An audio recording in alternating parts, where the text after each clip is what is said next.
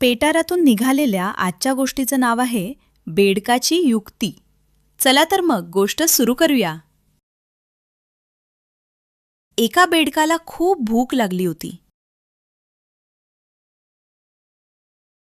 तो खायला काहीतरी शोधत होता. आसपास पुष्कळ किडे उडत होते.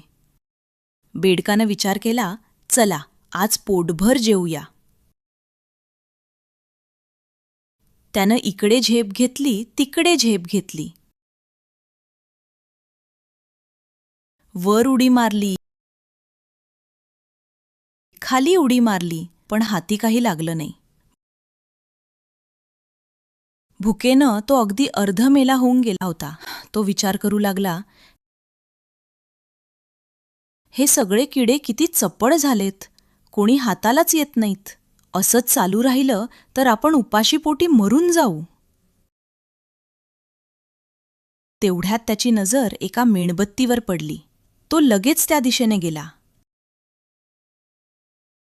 तिथे पुष्कळ किडे उडत होते. तिथं बेडकाला मस्त मेजवानीच मिळाली. दुसऱ्या दिवशी संध्याकाळीही तो तलावातून बाहेर आला.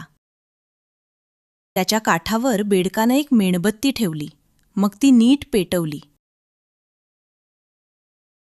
थोड्याच वेळात तिथं पुष्कळ किडे जमले.